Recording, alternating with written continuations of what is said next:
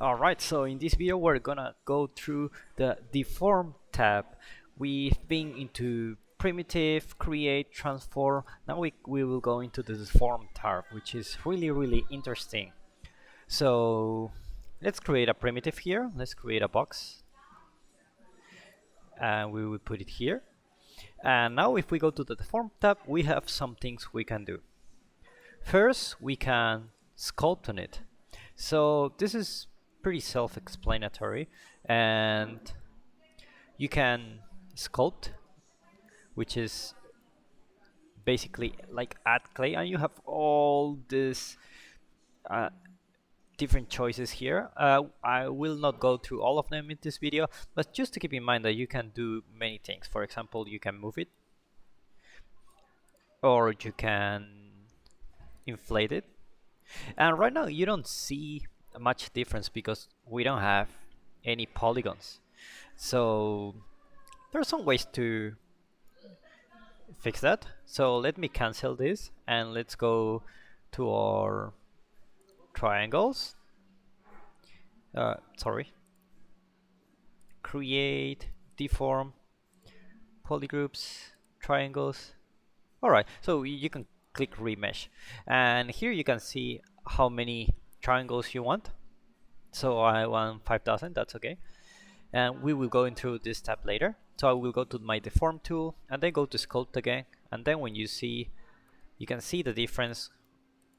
What I can do, I can inflate, I can smooth the shape, something like that. Let me grab the sculpt mode. I can sculpt on it. I can, if I hold shift I will smooth. So if I hold control, I will go in the negative direction. Alright. So I can keep doing that. And this is the sculpt mode. However, if I want to move this and I want to make some drastic changes, let's see, I want to increase the size of my brush. Notice that it depends on the camera. So if I closer to the camera, I will grab more things. Less to the camera, I will grab just this space. So the triangle cone really doesn't matter. So just move it, and look what happened here. We start losing the polygons here. And if you're familiar with ZBrush, you will notice that you have another thing that is Dynamesh, and we have the same thing here. So I'm gonna set this, and let's say this is my mesh. I'm gonna go to Dynasculpt, and in this case, what this one will do is basically create new topology. So I will do the same for this part,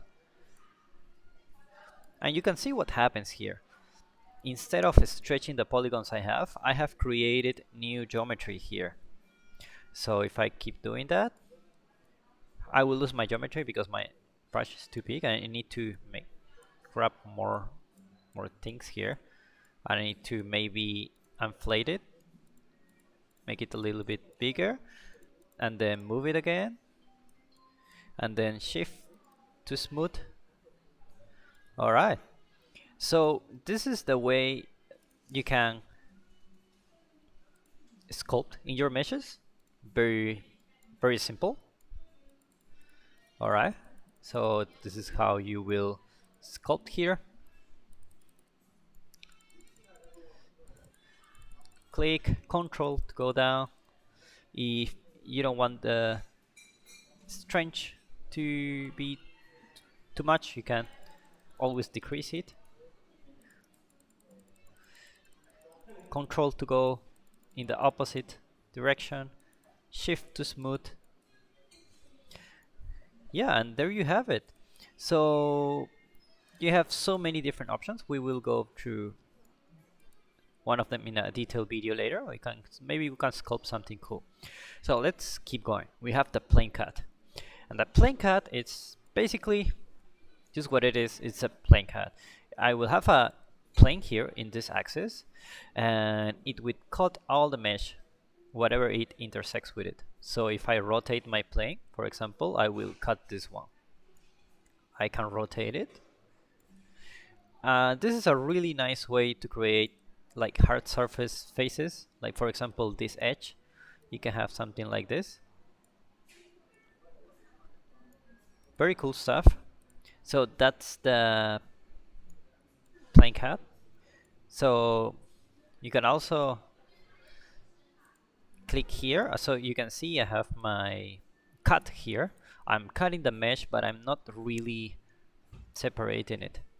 So, well, I am separating it, but instead of cutting it, I'm keeping it and I'm separating those into two different elements here. That's very, very cool. I also have the mirror option. You can check the mirror here. You can rotate. Let's create another object which can be more obvious. For example, a cylinder. And then we will create a box here. Just like that. Transform. We will move this one here. And then we will combine these two. And then we will edit the pivot point to the center, bottom, maybe to the right, and then go to the bottom. Alright, so if I go to deform and mirror, you will see that I have my axis here. I can move it if I want. I can rotate it if I want to. Alright, so you can play with it. And you can move it here. You can rotate it, which axis you want to mirror. And you can have very, very interesting stuff here. So, of course, the meshes will weld, so keep that in mind. You have a lot of options like mirror and append, or just mirror existing weld vertices or not weld vertices, show preview or not. These are pretty self-explanatory, and you have also have some options here like right, up, down, forward, and backwards. So you can choose which one you want. Then you get the polycut, and the polycut is just basically cut here. So if you go to the scale it a little bit, there you go. So you will see that I have my cut here, and of course this will work in meshes that are close. So if I have my box here and I want to do a polycut, let's see, I want to polygon scale 0.3, and I can create a hole here, and I can move it in whatever position I want, and I can change it to a square, rectangle, round rectangle, or I can draw my custom shape. So I can draw polygon, and I can just draw something like this. Alright, then I move it a little bit.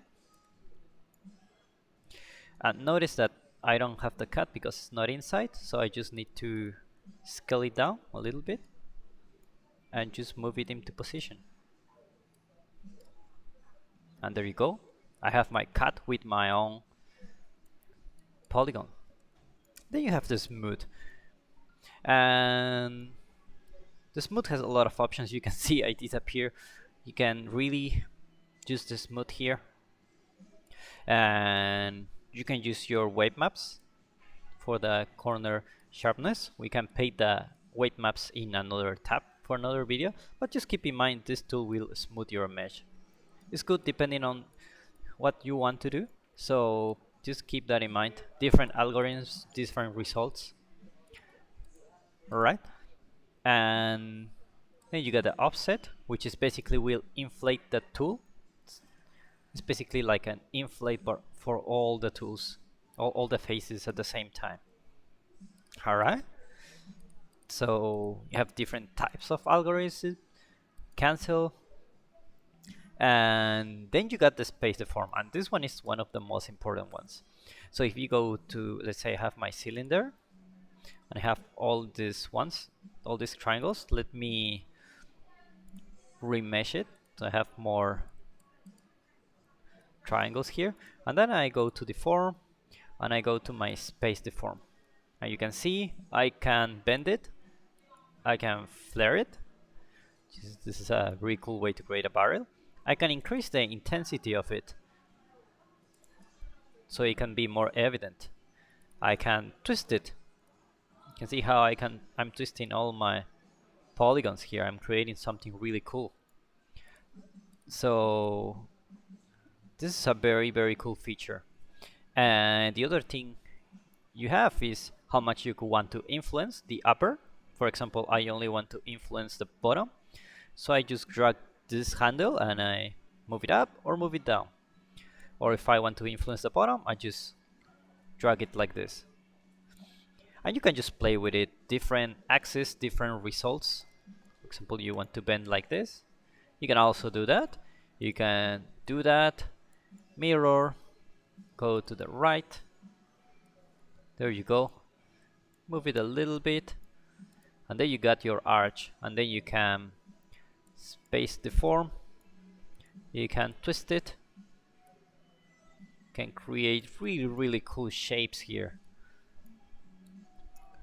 Alright, so we are staying here.